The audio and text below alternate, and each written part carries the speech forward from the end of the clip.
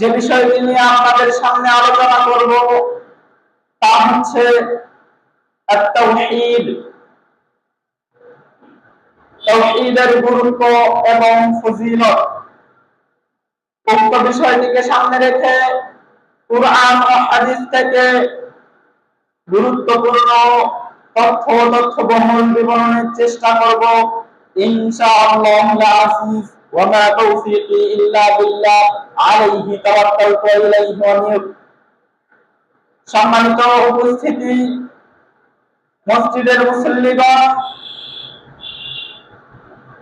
ইসলাম নামের যে ধর্মটি আমরা পালন করে থাকি, এ ধর্মের মূল শিকড় হচ্ছে, মূল ভিত্তি হচ্ছে তাওহীদ। তাওহীদ কি? তাওহীদ হচ্ছে হুয়া ইফরাদুল্লাহ তাআলা, আল্লাহ সুবহানাহু ওয়া তাআলার একত্ববাদ, বিমা ইয়াখতাসু বিহি, যেগুলো তার সাথে শুধুমাত্র খাস, মিন রুবুবিয়াতিহি, রুবুবিয়াতের ক্ষেত্রে, ওয়া উলুহিয়াতিহি, উলুহিয়াতের ক্ষেত্রে, ওয়া আসমাইহি ওয়া সিফাতিহি, এবং তার সমস্ত নাম এবং গুণের ক্ষেত্রে। রুবুবিয়াত কি? রব হিসেবে, সৃষ্টিকর্তা হিসেবে, পালনকর্তা হিসেবে, রিজিকদাতা হিসেবে, মৃত্যুদাতা হিসেবে, জীবনদাতা হিসেবে শুধুমাত্র আল্লাহ তাআলাকেই মানা, তাকেই এক বলে বিশ্বাস করার নাম হচ্ছে রুবুবিয়্যাত। কোন পীর বাবা কোন সন্তানের জন্ম দিতে পারে না, কোন তাবিজ কাউকে মৃত্যুর হাত থেকে রক্ষা করতে পারে না।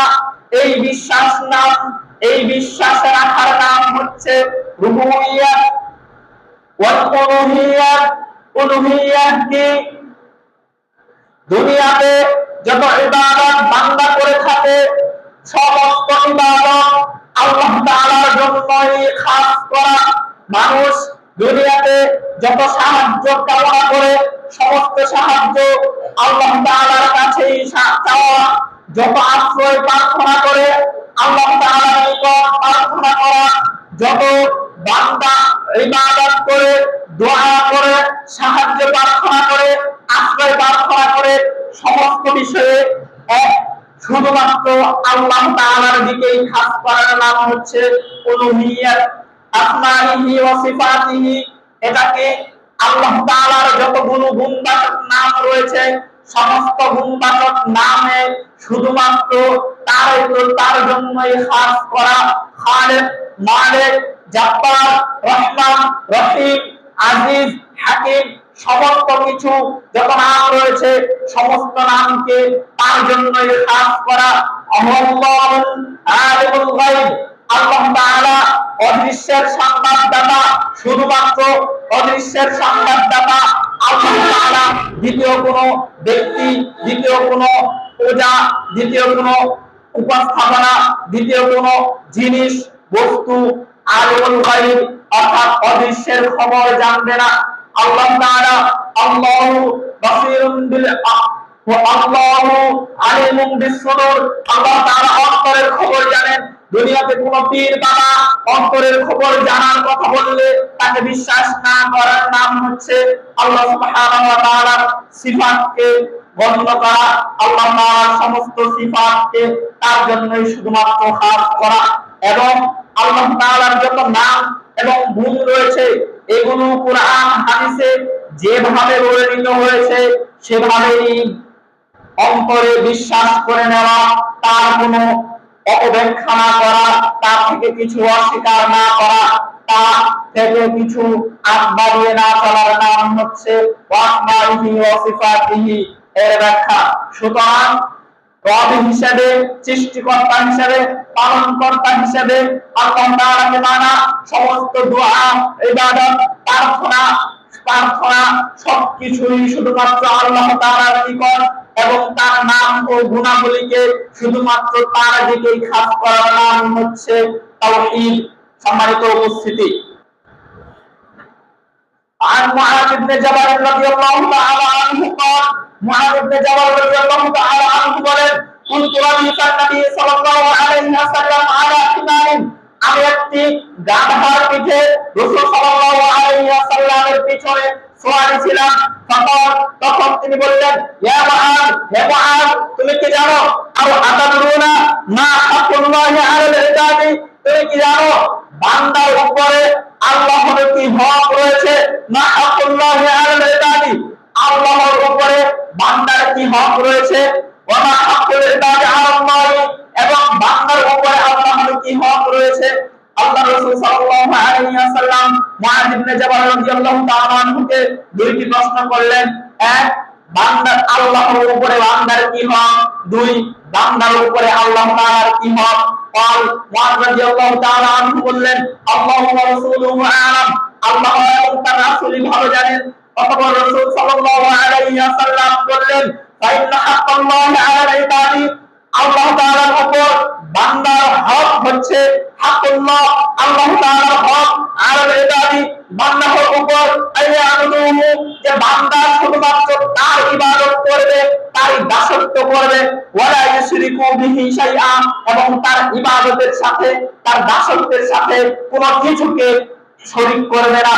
সম্মানিত উপস্থিতি, এখানে বলা হয়নি ওয়ালা ইউশরিকু বিহি আহাদা, আহাদুন শব্দের অর্থ হচ্ছে কোন ব্যক্তি, আর এখানে শাইউন শব্দ ব্যবহার করা হয়েছে, অর্থাৎ কোনো কিছু।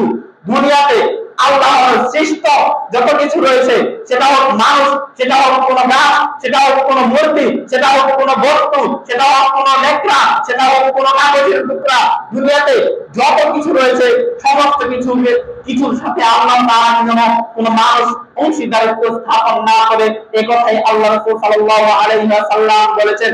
মানুষের জন্য অধিকার হচ্ছে তার রবের দাসত্ব করবে, তার রবের ইবাদত করবে, এবং তার রবের ইবাদতের সাথে বিন্দু পরিমাণ কাউকে শরীক করবে না।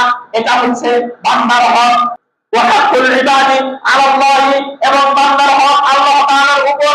মান লা ইউশরিকু বিহি, আই মান লা ইউশরিকু বিহি শাইআ, আল্লাহ তাআলা বলেছেন লা ইয়াযিবুহু, আল্লাহ তাআলা ওই ব্যক্তিকে জাহান্নামে দিবেন না, ওই ব্যক্তিকে আগুনে পোড়াবেন না, ওই ব্যক্তিকে আযাব দিবেন না। মান লা ইউশরিকু বিহি শাইআ, যে ব্যক্তি আল্লাহ তাআলার সাথে বিন্দু পরিমাণ কাউকে শরীক করবে না, আল্লাহ তাআলার সাথে বিন্দু পরিমাণ কাউকে অংশীদারিত্ব স্থাপন করবে না। সম্মানিত উপস্থিতি, এখানে রাসূল সাল্লাল্লাহু আলাইহি ওয়াসাল্লাম খুব গুরুত্বপূর্ণ দুটি কথা বলে দিলেন আমাদের সামনে, যে আমাদের হক হচ্ছে আল্লাহর প্রতি, যে আমরা আল্লাহ তাআলার দাসত্ব করব, আল্লাহ তাআলার ইবাদত করব, এর সাথে বিন্দু পরিমাণ কাউকে কোনো কিছুকে শরীক করব না। আর আল্লাহ তাআলার হক হচ্ছে যে আমরা, আর আল্লাহ তাআলা আমাদেরকে জান্নাতে দিয়ে দিবে যদি আমরা তার সাথে বিন্দু পরিমাণ শিরক কাউকে না করি, কোনো কিছুকে না করি। এটা হচ্ছে মানুষের হক। তারপর মুআয রাদিয়াল্লাহু তাআলা আনহু বললেন, ফাকুলতু ইয়া রাসূলুল্লাহ, আমি বললাম হে আল্লাহর রাসূল, আফালা উবাশশিরুন নাসি, আমি কি এই সুসংবাদটি মানুষের সামনে প্রকাশ করে দিব না? আমি কি এই সুসংবাদটি মানুষকে বলে দিব না? তখন তিনি বললেন, লা তুবাশশিরুহু, তোমরা এই সুসংবাদটি তাদেরকে দিও না। ফায়াত্তাকিলু, তারা কি করবে? তারা ইবাদত বندگی বাদ দিয়ে এটার উপর নির্ভর করে বসে থাকবে। সম্মানিত উপস্থিতি, এই হাদিস থেকে আমাদের কিছু শিক্ষণীয় বিষয় রয়েছে, যে শুধুমাত্র আল্লাহর রহমতের আশায় বসে থেকে বান্দাকে ইবাদত বندگی ছেড়ে দিয়ে চলা যাবে না। সম্মানিত উপস্থিতি, আপনাকে এটা বিশ্বাস করতে হবে যে মানুষ যদি রবের সাথে বিন্দু পরিমাণ কোনো কিছুকে শিরক অংশীদারিত্ব স্থাপন না করে, তাহলে সে ব্যক্তিকে আল্লাহ তাআলা জান্নাতে দিবেন। এই কথাই সত্য।